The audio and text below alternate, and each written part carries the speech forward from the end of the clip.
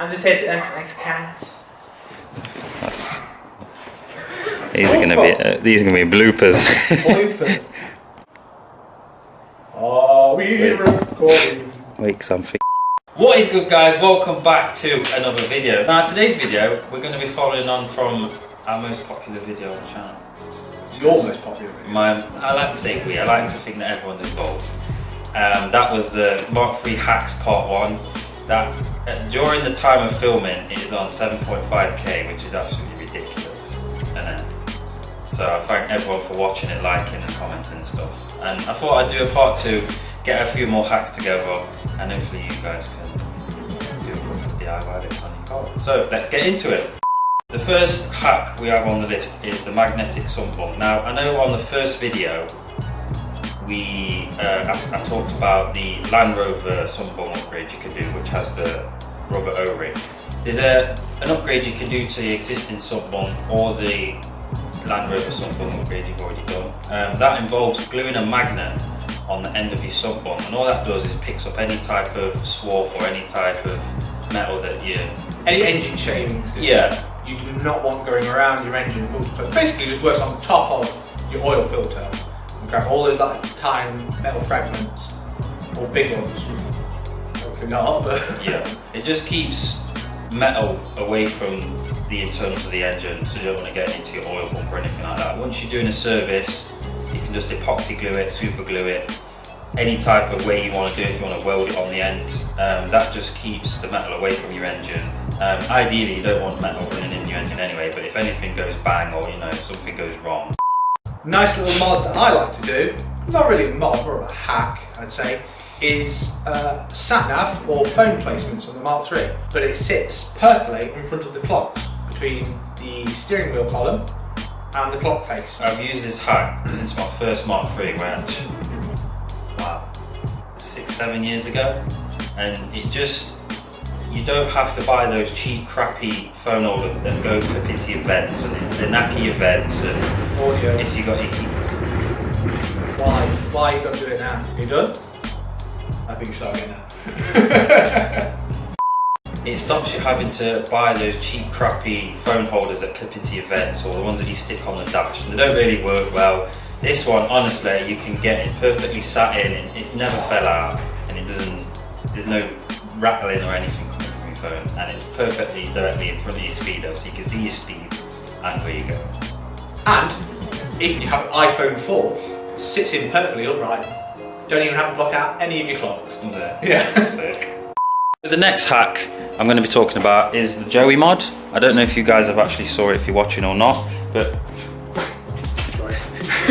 it's basically taking your headlights, stripping the glass out and just painting the surround black. We can show you on this one as well, which is done on his Vento. I've done a set myself, so if I do still have the footage I will put it down now.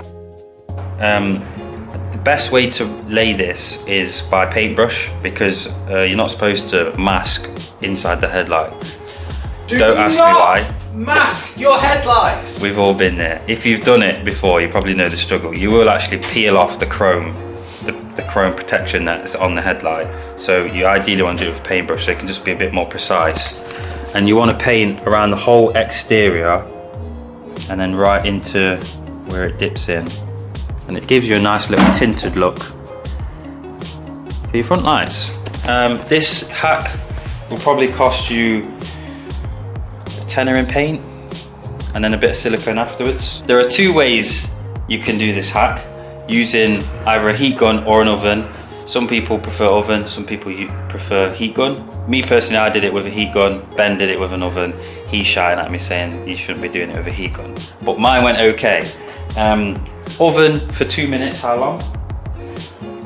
In an oven, 200 degrees, for no more than a minute, maybe 2 at most. Best results I've ever had is in an oven. Slap it in, straight back out. All you've got to do is remember to remove these clips. Remember to move these clips, there's 4 of them. 1, 2, 3, 4. Straight in the oven, 2 minutes. That glass will peel straight away. Don't even have to reattach any new sealant.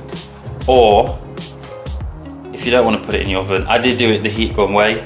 Make sure it is on a low heat setting, and you don't want to concentrate on one area for too long because you'll start to melt and burn the plastic.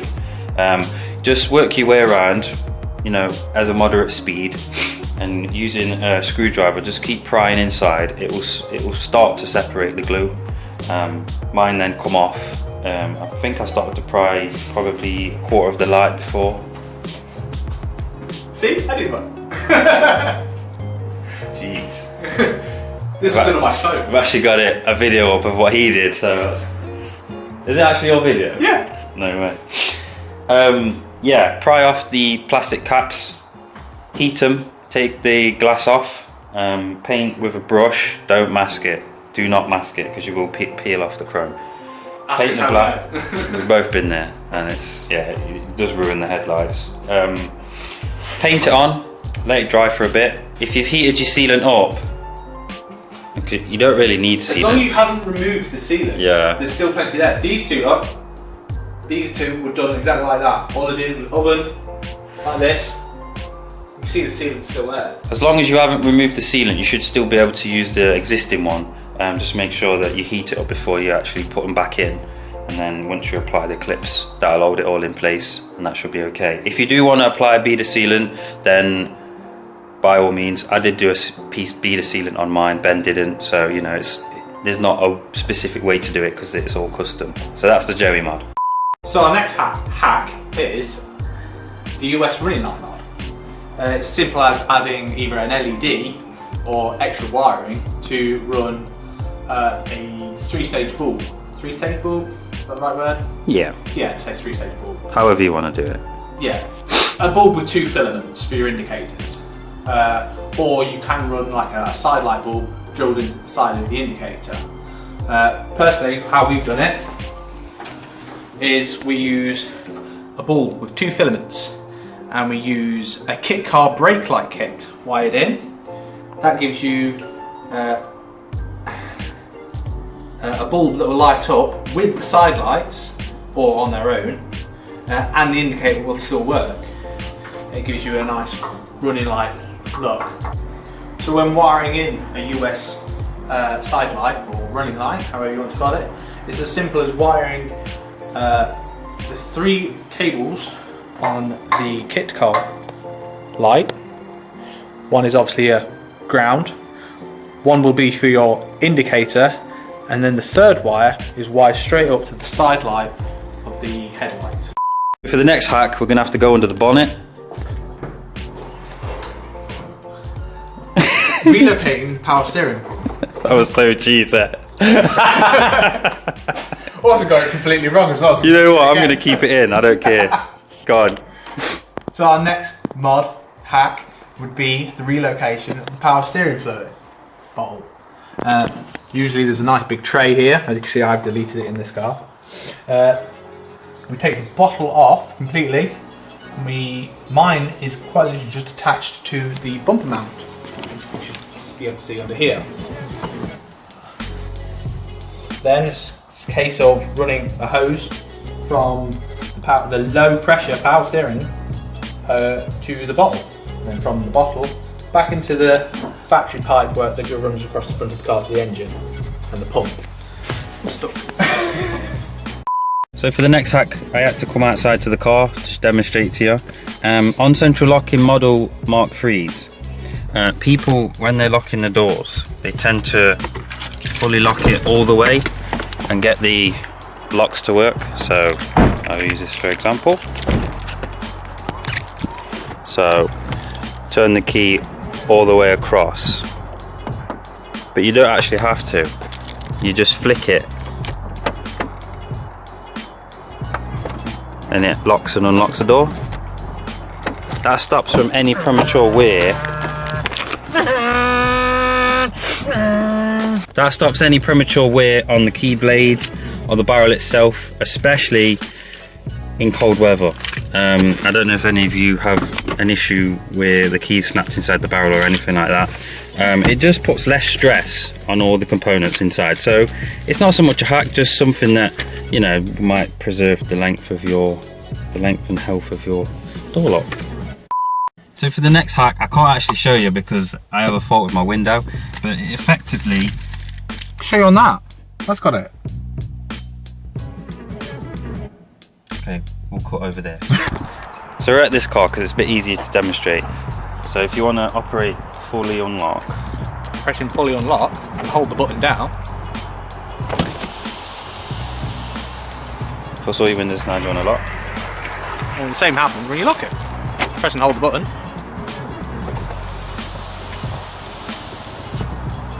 And that'll work for your Mark III, but obviously you need to put the key in for it to work. Obviously I can't really show you on mine, but it works for your sunroof as well. If you wanted to unlock it, it does open the sunroof fully. And if you also have a keyless entry, if you have a aftermarket key fob, it does work from that as well. So if it's really hot weather and you want to air out your car before you get in it, it's really effective for that. So for the next hack, when you're filling up, these two little notches in your fuel cap actually hook on. You got yourself a little fuel cap holder. So the next hack, we have to come down here to the bumper, and these fins on your bumper actually remove.